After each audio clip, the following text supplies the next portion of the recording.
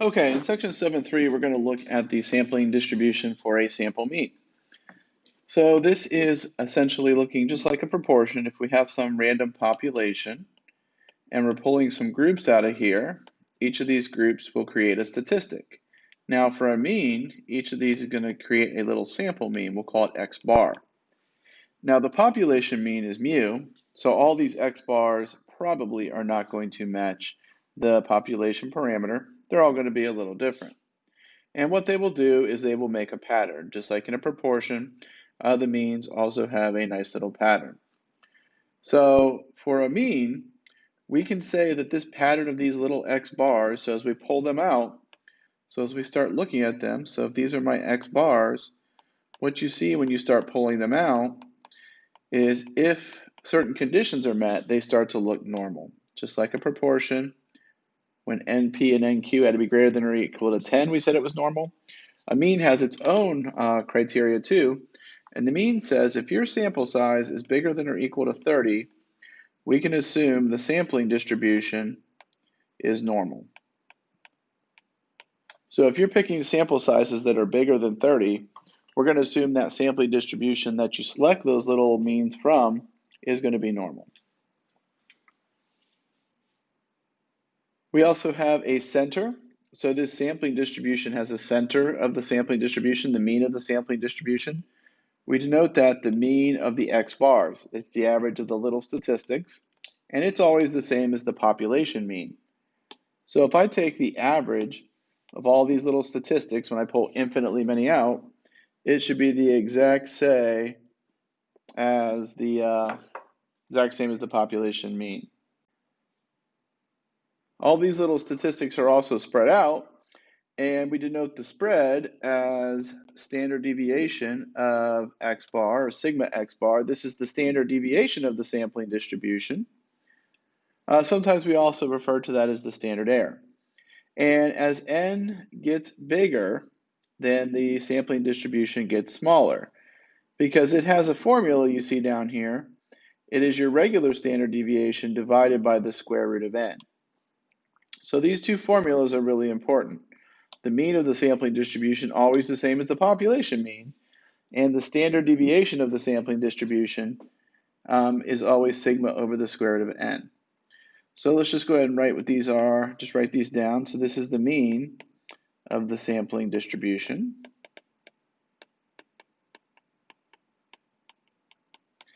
And this is the standard deviation of the sampling distribution. It's kind of a long thing because we refer to this standard deviation a lot. So what we'll refer to it a lot is we can also call this the standard error. So you'll see standard error in a lot of our future calculations. So standard error is the same as the standard deviation of the sampling distribution. But the big idea is if you're drawing samples that are bigger than or equal to 30, then all those little statistics, all those little groups will line up normally with a mean the same as the population and a standard deviation of that sampling distribution or a standard error of sigma over the square root of n. But again, it does have to be groups bigger than 30 or we really can't assume that they make this normal distribution. So let's go ahead and look at a couple examples of what we can do with this. So the big thing we'll do in this section is we'll talk about the chances of a certain group happening. So I pull a group out of a population. I want to know what's the chance I could get a group that has certain characteristics. So what I want to do for each of these, I want to find the mean standard deviation of the sampling distribution. Remember, the standard deviation of the sampling distribution we also refer to as standard error. And we want to sketch a picture of that distribution and calculate the probabilities. We of course have to explain if it's normal or not, because if it's not normal, we're not going to be able to do much with it. So this first one says the average age of a vehicle registered in the United States is 96 months. Assume the standard deviation is 16 months. If a random sample of 36 vehicles is selected, find the probability the mean of their age is between 90 and 100 months. So the first thing I see is we are selecting groups of 36. So I want to know something about this group of 36. So if I take all these 36 cars together, and I average their ages together. I want to know what's the chance that average of 36 is between 90 and 100. So it'll be similar to when we did a single individual or something, but just a little different because we're looking at a whole group and we want to know about that whole group. Now it is normal because I'm picking 36 instead, and 36 is greater than 30, obviously.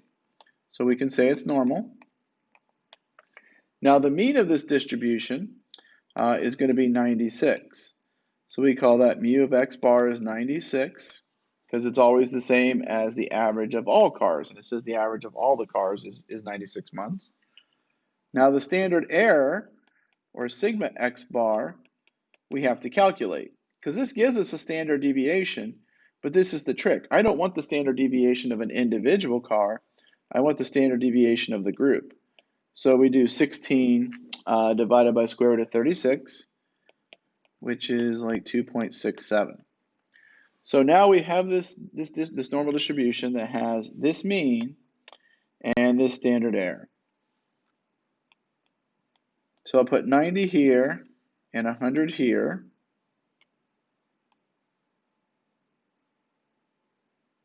And I will shade in this region here. So I basically want to know what's the chance my sample lies between those two. Well, all I'm going to do now is I'm going to find two z-scores just like I always have. So we'll go 100 minus 96, but instead of using 16, I'll use 2.67 because I have to use that standard error. And I'll do the same with 90 minus 96 over 2.67. And so this one is going to give me 1.50 when I round. And this one's going to give me negative 2.85 when I round. Now to get the probabilities, we'll have to use our charts. We have to use those normal charts. So if I pick the one for 1.50, I can see the one for 1.50 is 0.9332. So the left of the 1.501, so left of this one is 0.9332. Because remember, the chart always gives us to the left. And then if I look at the negative one, so I'm looking at 2.85. So negative 2.85, so 0, 1, 2, 3, 4, 5 is 0.002. Actually, I think I did that math wrong.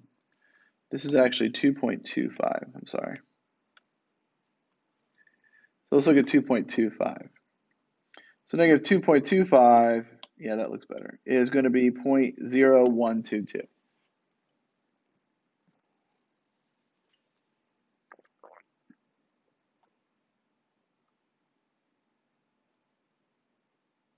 So if I go back to my chart, this area here is going to be 0.0122.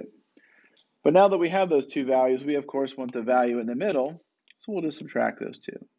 So 0.322 minus 0.0122 is going to be 0.9210. So there's a 92.10% chance that a sample of 36 cars would have an average in the range between 90 and 100. The biggest thing people typically make an error on here is not using this standard error. You have to make sure your z-scores and everything that progresses from there uses that standard error.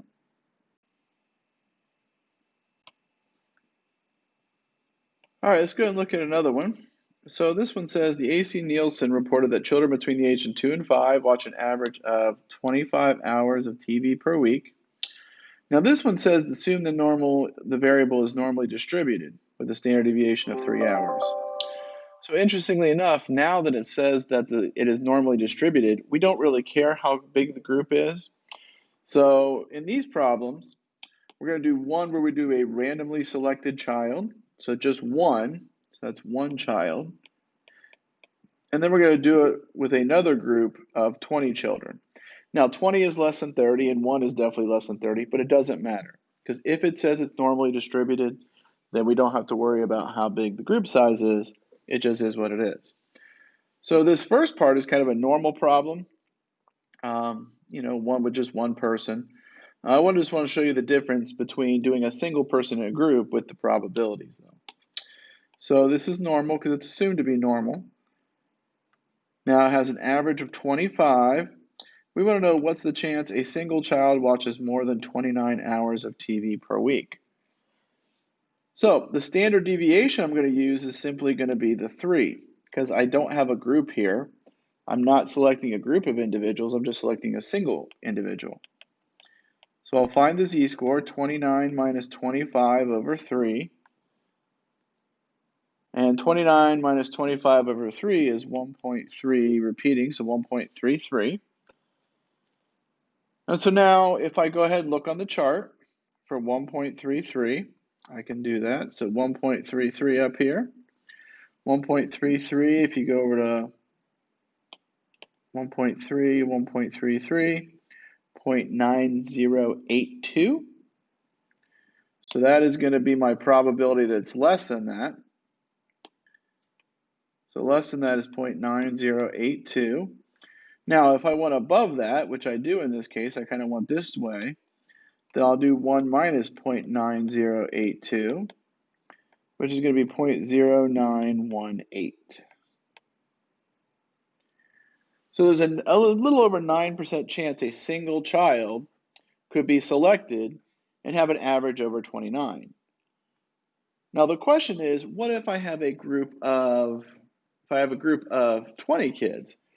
So if I want this average of this group of 20 kids to be over 29, you have to think about it. I need most of those 20 kids to be, above average, because I need the whole average for their little group to be over 29. So we have 25 and 29 again. That doesn't really change.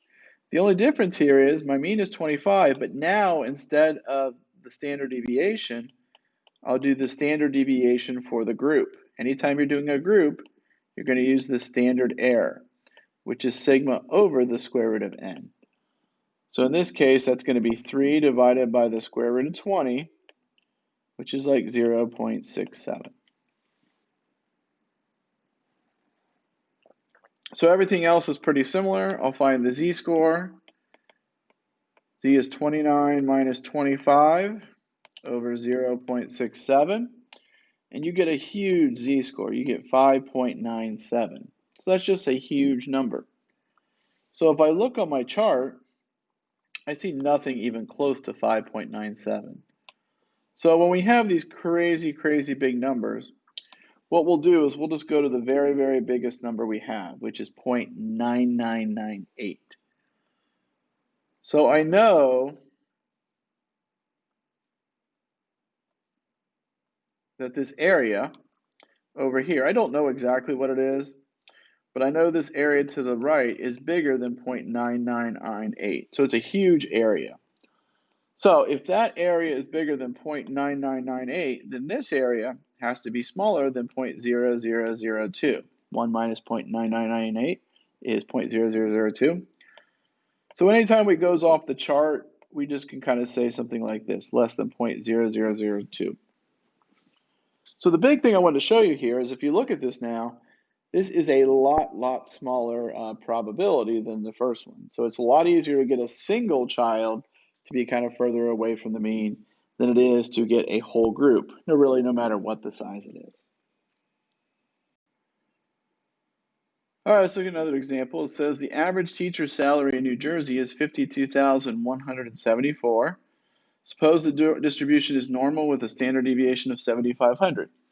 So very similar to the last one where we know it's normal, so we don't have to worry about the sample size.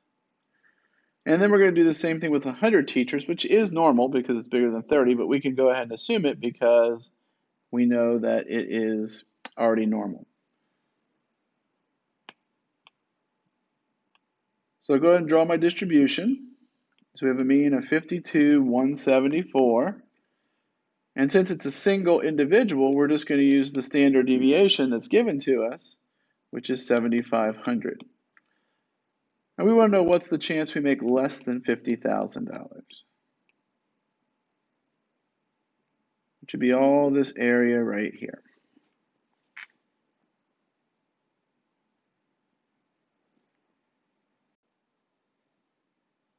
All right, so we'll go ahead and find our z-score.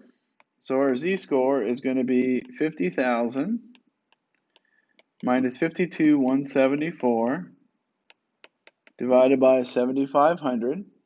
That's going to give me a z-score of negative 0.30.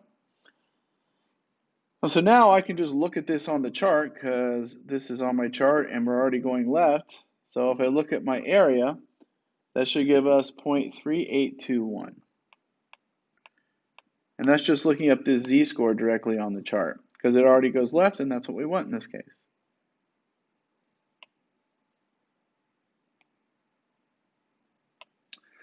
All right, let's go ahead and look at this next one. Same thing, except for we have a sample of 100 teachers. So everything else is set up the same. So we have 52,174. We have 50,000. We want to go less than that. But the big thing is now we're not going to use sigma. We're going to use sigma x bar, or standard error, which is going to be sigma divided by the square root of n. So in this case, that's 7,500 divided by square root of 100, which is going to be 750. So now I can use that value for my z-score. So z is going to equal 50,000 minus 52,174 divided by 750. So now I get a z-score of negative 2.90, rounded. So if I look that number up on my chart, if I look up negative 2.90, I get 0.0019. You can check the chart like we did before. So I get 0.0019, which is what I want. But you can see now if I compare these two values, this value and this value, it's obviously a lot better chance to get a single teacher to make more than 50,000 versus a group of 100 teachers. Much harder to get that whole group to be in a certain range. All right, let's go ahead and look at one more. So this next one says that the nationwide survey indicated that college students with cell phones send and receive an average of 24 text messages per day with a standard deviation of 3.3. Suppose a simple random sample of 163 students were selected.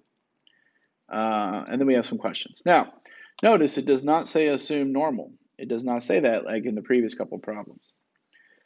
So A says, what is the approximate average number the text receives?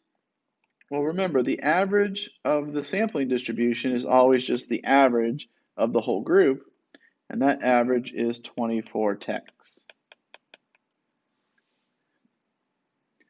Now, when it says what's the standard deviation of the group, the text they get, well, that's going to be our standard deviation of our mean, because when we're talking about the group, we have to use the standard error formula.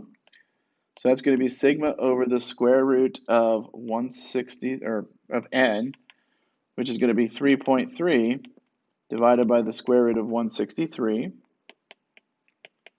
which is 0.26.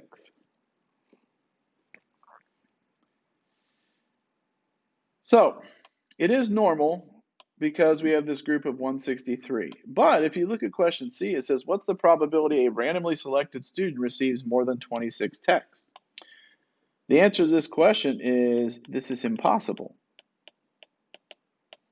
Because we have not assumed normality. Nothing said that this is a normal distribution. And the group is not bigger than 30 because it's only 1. So we actually can't do this problem. Now, the second part of this says, what's the chance the whole group has it? Well, that's okay because that one is actually more than 1. So let's go ahead and draw our curve because 163 definitely bigger than 1. So here's my curve. Sampling distribution, mean of the sampling distribution is 24. Standard error we said was 0.26 because we did the sigma over square root of n in part B. And so 26 is here. We want to do the probability it's greater than that. So our z-score is going to be 26 minus 24 divided by 0.26. And that's going to give us 7.69. Again, another huge z-score. If you recall in the last problem, with the last page, we talked about that problem where it was off the chart, and this is definitely off the chart. So the biggest one on the chart is that 3.49, which is 0.9998. So we know this area is bigger than that because 7.69 is bigger than that as a z-score. So the area this way is going to be less than 0.0002, 1 minus that. So very, very common to get some of these really, really small probabilities because it's really hard to get a group of 163 people to be 2 units above the mean. Because remember, we're not talking about a single person. We're talking about that whole group averaged together. We want that statistic to be bigger than the whole parameter. So it is not unusual to have those kind of really small numbers toward the ends. All right. So if you have any questions, of course, let me know on the sampling distribution for a mean.